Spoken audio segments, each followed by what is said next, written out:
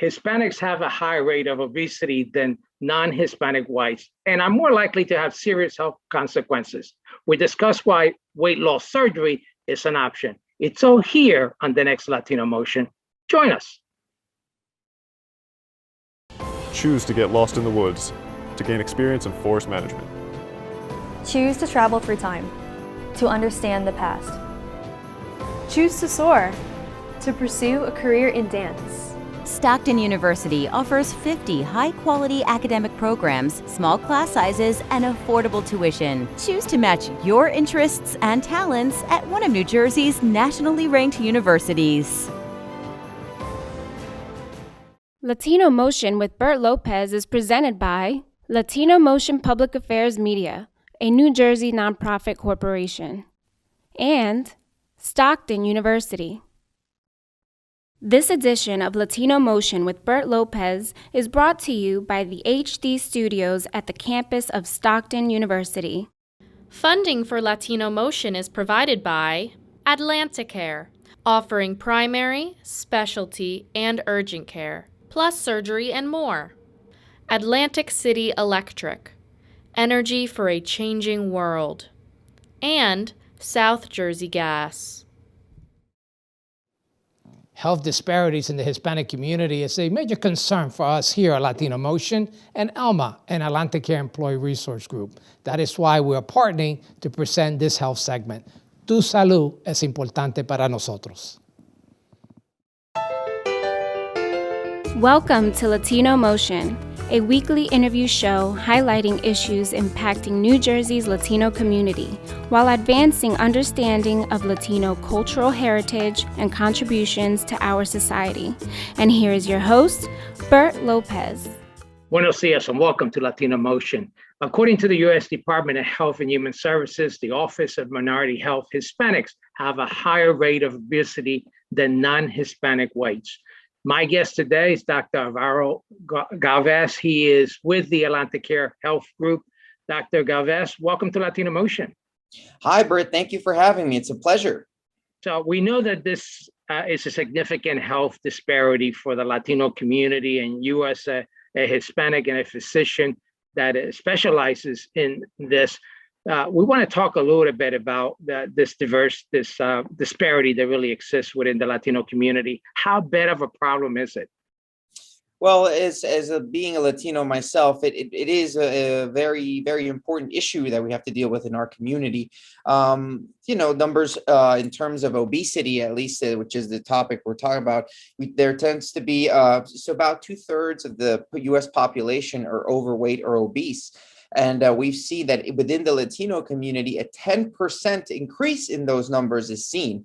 10% over the mean in the U.S. is seen within the Latino community in terms of obesity. And that is a big problem, not because of obesity by itself, but because of all the health issues that are associated with being overweight. So let's talk about those health issues, because this is certainly a leading cause of death for many Latinos. That it could lead to that. So there are health implications and impacts. Tell me about those.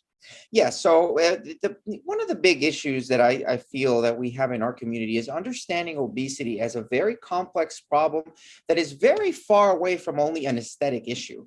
Obesity, since 2011, the NIH described it as an actual disease, is linked to many more different things. And the problem is that down the line, we're seeing younger patients that are getting higher up in that scale, being more overweight. And the problem is that the longer you live with that excess body fat, the more time you have to develop all the problems associated to it. High blood pressure, diabetes, problems with ovaries, polycystic ovarian disease, problems with their lungs in terms of obstructive sleep apnea, high cholesterol, problems with your blood vessels. I could go on and on with the amount of problems that are a direct cause sometimes to an elevated amount of body fat seen with obesity. And the problem with this whole issue is that sometimes this disease is not understood as a disease. It is far away from only a physical or aesthetic concern, where just being a little chubby is, otherwise seen as not a huge problem. It can be a huge problem. And we need to understand this as a disease. And we know that, within the Latino community, there are some cultural impacts and in terms of what leads us to be obese. You want to talk a little bit about some of those factors? Absolutely. It's not uncommon that when we're all growing up, the common notion from our grandparents, for example, was that, oh, he's healthy, he's chubby, he's healthy, he's a little overweight, means he's strong. That can be, good up to a certain extent, but that notion of associating good health to being overweight is completely wrong. And that is something that as a Latino in our own community, we see so much, where people just don't give the importance that it needs to have. And by not giving it that importance, people don't address it. That's a good point. And I know that growing up, if you're a little underweight, your grandmother's going to get on you for not eating all your rice and beans. And sometimes there are some cultural foods that we typically eat that may be a little fatty, that we have to rethink about the way to prepare those meals, et cetera, correct? Absolutely. The foods in our communities are, very rich in oils, are very rich in carbohydrates, and they're actually very big portions, which is another thing that in our culture, it's very big dishes and you got to finish everything on your plate. And, that's just not the way a healthy, diet should go. And these things are so deeply rooted that we have a lot of work to do to re-educate ourselves into trying to get a better diet. So speaking of a better diet, obviously the best solution for overcoming obesity is the diet, right? Is making sure you have a healthy diet. And how important and critical is that? Yeah, super, super critical. Unfortunately, just saying diet and exercise was something that, maybe 20, 30, even 40 years ago was the notion as to the solution to being overweight. But the problem has gotten so bad now that it just doesn't cut it. We see that about 95% of the patients that reach a BMI above 35 are going to fail in reaching an appropriate and healthy weight for them based on diet and exercise alone. I say BMI, maybe I'm jumping the gun a little bit. BMI is a number that we use in the medical world to categorize obesity. Obesity has different levels depending on your BMI, and BMI is a calculation that you do in terms of your body weight and your height. So your body weight divided by your height squared will give you a number. If that number is above 30, you're qualified as overweight. If the number is above 35, that qualifies you as obese. And above 35, there's different categories. But that's the cutoff that we in the medical world use to offer surgery to patients, right? Because of exactly what I said. Past the BMI of 35, the chances of you being successful to lose weight, to get you to a healthy point, the success rate is extremely low. 95% of patients will fail with only diet and exercise once their BMI has reached 35 or above. And that's where people like me come into play. Yeah, let's talk a little bit about that, because obviously one of the first things when you have and you feel that you are obese is to seek medical care, right? And medical advice. But there's a reluctance within the Latino community to reach out and say, hey, doctor, I'm obese, or I feel that I have this weight issue. Obviously, some doctors will point that out, but why is it important for you to take charge of your own health and reach out to a physician? Because unfortunately, bariatric surgery and bariatric medicine, which I'm using the term bariatrics, and bariatric is just a medical term to describe the study and treatment of patients that suffer obesity. So whenever I see bariatric, it means the treatment of someone that suffers from obesity. Amongst the medical community, we are a fairly new specialty, and this area as a whole is actually fairly young within the medical community. So sometimes primary care providers, sometimes endocrinologists, sometimes patients or doctors that handle the problems associated with obesity are a little reluctant to refer the patients to a bariatric specialist because of maybe there's concern or not enough knowledge about the surgeries, and they just might not have seen good results. They might not have heard good things. But we're a pretty young specialty, which is why we do outreach to try and get the word out there that the patients need to get control of their health. They need to understand that they have this problem going on. They need to calculate it on their own and to talk to their doctors about it. And say, hey, I heard there's doctors that handle people that are overweight or obese and have all these problems. Would it be possible for you to refer me to speak to a surgeon, to a doctor, to see what we can do about it? That's an excellent point. And we want to talk about those options, right? There's quite a number of options in terms of weight loss surgery that we want to discuss. Yes. We're going to take a quick break. We're going to pick this up. We'll be right back with more Latino Motion.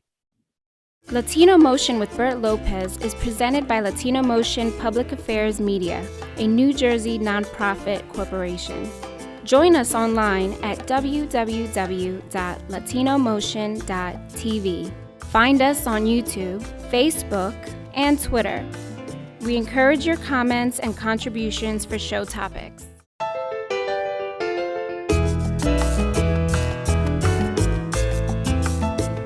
Welcome back to Latino Motion. We continue our discussion with Dr. Galvez. Dr. Galvez, we talked about the importance of, for those who are obese, to seek medical care, talk to their physician, and explore the option. And the option may be available for some to get surgery. Before we get into that, I know there's some stigmas associated with surgery for weight loss. Talk me through why this is not such a valid argument. Well, the first really line that I hear from my patients is that they like to eat. And if they have surgery, they will not be able to eat again. And that could not be further away from the truth. Yes, once you have surgery, there will be a period of time, a few couple of days where you won't be able to have anything other than liquids while you're letting the surgeries heal. But other than that, starting at the first month after surgery, you'll be able to go back to what we call a regular diet, which is eating pretty much almost everything that you were used to eating before. The only thing that will change are the portion sizes. So, and that doesn't mean that you will go hungry. You will just be full and you'll be more satisfied with less food, with the appropriate amount of calories that you should be eating for your body weight and your size. So it's not a matter of giving you a surgery that's going to make you starve. That does not happen at all. Second, another thing that we hear a lot is that people think that it's the easy way out to go for surgery and not actually put in the work. Well, if you tell me that if 95% of the people that try are going to fail, how are those odds stacked against you? And how is that the easy way out? We exist as surgeons to give our patients a fighting chance against this problem. And for anyone that's been through surgery, they know surgery by itself is not going to work. Surgery is only a tool added to a whole change in lifestyle that ensures success to the patients. You will still need to do the diet. You will still need to do the exercise. You will still need to do all those changes in your life with that surgery helping you in the background. But the work still needs to be done. And there is no easy way out of this. This is the same amount of work with a little of extra medical help. And in reality, the surgery could be a lifeline, right? Because without it, the expectation is that you may not live as long. It has been calculated that above a BMI above 40, that life expectancy is reduced by about 10 years.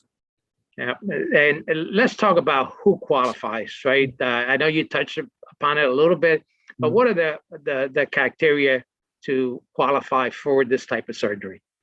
So there's two branches in terms of obesity and bariatric medicine. There is the medical route that doesn't involve surgery, and there is the surgical route that involves surgery. What we use as a cutoff is the BMI. People that qualify for surgery have a BMI above 35 with some sort of comorbidity associated to being obese. Those comorbidities include high blood pressure, high cholesterol, diabetes, polycystic ovarian disease, liver disease, vascular disease, reflux. Those are only a few. There's several other, but being above 35, you need to have some sort of comorbidity associated to the obesity in order for you to qualify for surgery. But if you are at a BMI of 40 or above, you automatically qualify for surgery without having any other problem associated. Let's talk about the process, right? Once you do qualify, what's the procedures that maybe it's not just one technique that I'm sure there's a few. Walk me through some of those options that are available. Once you qualify, we will see you in the office. We'll enroll you in our program.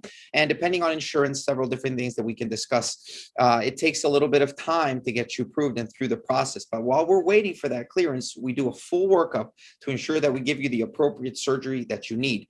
In the bariatric world, there's three main surgeries that you offer for patients. There is the gastric band, which is a surgery that used to be very popular in the early 2000s.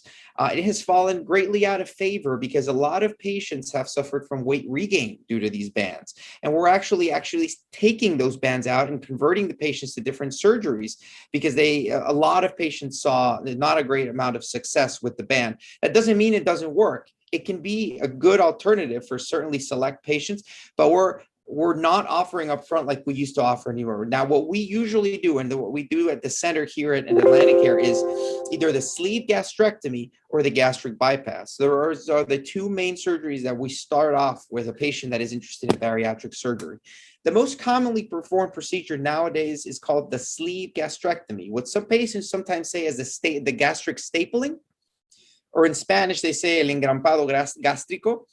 It's essentially that. It is a surgical procedure that removes 75% of the stomach and leaves the stomach at about a 25% of the size and in the shape of a banana. It removes most of the stomach to limit the amount of food that you can eat. But also by removing that large part of the stomach, you're removing a lot of cells in the stomach that produce hormones that help you gain weight. There are certain hormones produced by the stomach that tell your brain to start gaining weight. And by removing that stomach, you get a huge hormonal influx to your brain that tells you it's time to start losing the weight. So just by removing that part of the stomach, we see that patients lose a tremendous amount of weight. That's number one. And number two is the gastric bypass, which is a surgery that is a little more complex, a little more involved, and it involves a rerouting of the intestinal anatomy. You staple the stomach and you leave a very small part of stomach attached to the intestine, bypassing about 100 to 150 centimeters of small bowel. What that does is limits the amount of absorption that you get when you eat your food. Now, it sounds like a very involved, very complicated, very challenging surgery that, is going to be very hard to recover from. The reality of it is that any type of these bariatric surgeries nowadays are safer than gallbladder surgery.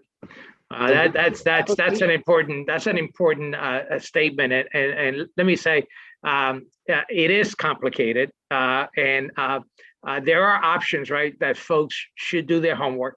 I know that AtlantiCare does have some webinars, etc., so that you could, before you commit to this, you could get a good idea of what it actually involves. Correct? Absolutely. We have our information online.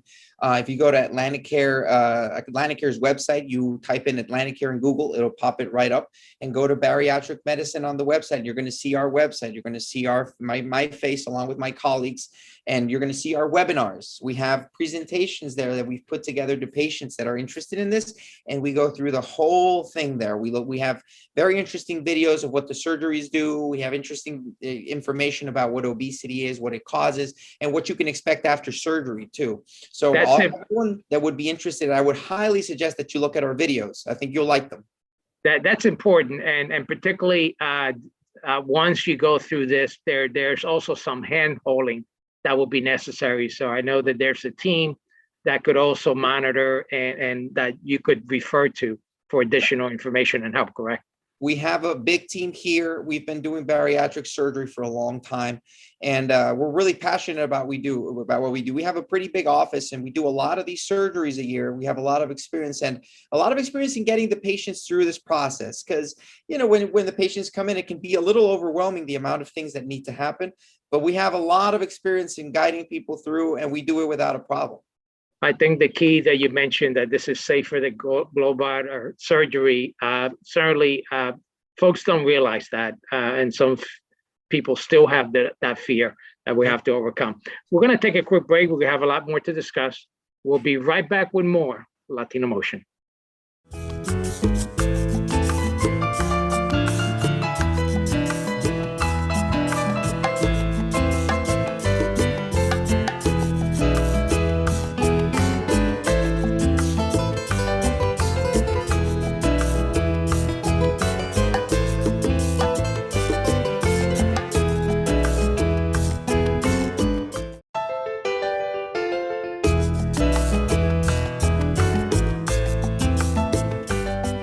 Welcome back to Latino Motion. We continue our discussion with Dr. Galvez. And Dr. Galvez, we mentioned the whole issue in terms of the surgery, some of the options in the process. How about the recovery? I mean, I think that's a fear of many folks that it's take very long. And how soon do you get back to your normal life?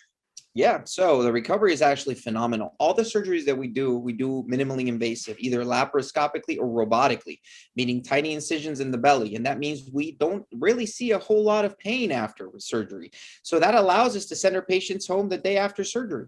Most of our patients are back the day after surgery. No big scars. No big scars. The biggest scar is about 1 centimeter to 1.5 centimeters in width. And the patients are very happy. And once you're all healed up, some patients can't even tell that they have anything done.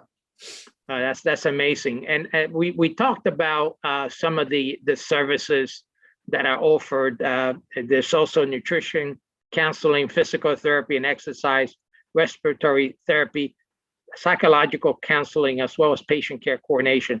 This is all part of the scope post-surgery as well. Post and pre, we actually have a big team, and while part of the process of getting you through to the surgery involves you being checked by a psychologist, a nutritionist, cardiologist, endocrinologist, the primary care. There's a lot of doctors involved to get you in tip-top shape before surgery. And after surgery, you're going to keep following with us, and we're going to keep helping you with the diet and even psychological help if needed while we get you to that healthy weight that you want to have. But Dr. Galvez, I want to change gears a little bit because you as a physician, as a Latino physician in our community, I think it's important that our audience gets to know a little bit about you. You were originally born in Bolivia and you studied there and have been here in the US for a little short time. Tell me a little bit about your background. And by the way, you speak perfect English. So even though English isn't your first language, tell me about your story. Yeah, so I was born in, I actually was born in El Salvador. I moved to Bolivia when I was 10 years old. And my parents put me in front of the TV a long time. I guess video games helped. Picked up some of the language, but I went to medical school in Bolivia. And I finished medical school, and I was always passionate about weight loss. I used to suffer from obesity too, but since a very young age, and I got interested in diet, nutrition, exercise. And once I went into med school, I knew that I wanted to put my passion in along with the sciences. And I saw that after graduating and having an interest in surgery, I saw that I could do bariatric surgery and do all my passions in one. So I've been able to mix, my passion for surgery with my passion for weight loss. And having been a patient that suffered from obesity, along with several other members of my family, I found this specialty, which I am completely in love with. I love the patients. I love the results. I believe in the surgeries. I believe that we can do it safely for the patients. And I just love seeing the patients after surgery and being so happy and getting their life back. So many different stories of patients that were condemned by the problems they were having with being overweight, losing all that weight, and then going back out and doing skydiving, going to the beach, going a race car driving. So many different stories of success that I'm just in love with what this is that we do. That is phenomenal, and it's great to have a Latino physician here in our community, and especially given that there's such a high rate of obesity within the Latino community. Let's give out your contact information, and also can patients self-refer themselves to you? Do they have to go through their primary health physician to be referred to a specialist like yourself? They can actually they can call us. The number is on the website. If you type in AtlantiCare bariatrics, the website will come up and the number is at the bottom of the webpage. They can just give us a call. We have a nurse navigator that will ask them a couple of questions and we'll try and get them in to talk to one of the surgeons and see if they qualify and or see what else we can do. Let's talk about healthcare as a career, and obviously as a Latino, you're a great role model here for members of our community who might be thinking about this field. Tell me why this is such a rewarding field. I think you kind of alluded to that, and what message do you give to those youth who may be interested in a medical field? I think that for those that are interested in providing care for others, I think there is no more rewarding thing to do with your life than to help other people in need. The sciences are fascinating, and really being able to make a difference in your community. In my case, I was motivated by my own struggle with being overweight, that I wanted to be able to help other people the way I found out how to help myself. And that really is what gave me the push. And if someone else is out there interested in doing, following this path, I could not encourage them more, and they will be extremely satisfied with helping others and doing this as a profession. I believe there's no more rewarding thing than seeing someone else smile and shake your hand and thank you for helping them. We mentioned the videos, being able to really go through a webinar, get more information, and be educated about the processes that are available. What still remains the major obstacle, primarily for the Latino community, to get access to look at this as an option? The main obstacle is the stigma associated with weight loss surgery and the lack of knowledge of the existence of weight loss surgery. I think that educating our community into these options that they have available to them is super important, and to also try and dissipate the wrong thought that this is an easy way out or that this is dangerous. This is a carefully planned out, carefully studied field that has shown excellent results. And anyone that's interested owes it at least to themselves to research a little bit further and maybe talk at least to their primary care physician about what's out there. Let's talk about the difference between men and women who may be seeking surgery. Is there a difference between the two? The difference is that men usually don't worry about their weight, and women do a little bit more. So there's a lot more self-referral from women than men, because men tend to think that it's not a big problem and that it's the natural process of aging to gain significant amounts of weight, and they're really not worried about it. And I think that is a terrible mistake, because that is the problem then why we see so much diabetes and such high blood pressure counts on patients, and they're males that never worried about their weight before. And the life expectancy for males is certainly less than women, and that's part of the reason. Does machismo come into play here? Excuse me? Machismo? Machismo, absolutely. Absolutely. As Latinos is, oh, women are supposed to love me with my belly. And, it's not a matter of aesthetics. It's not a matter of appearance. It's a matter of health. It's not healthy to have a BMI above 30. Above 35, much less. It's not healthy. It's not a matter of just aging and having a little beer belly. It's that is just a wrong way of approaching it. Well, Dr. Galvez, this has been fascinating, a great topic. I think you've educated a lot of our community about this subject. Thank you so much for joining us here at Latino Motion. Thank you, Bert. I'm happy to have been here. And thank you once again for joining us on Latino Motion. See you next time.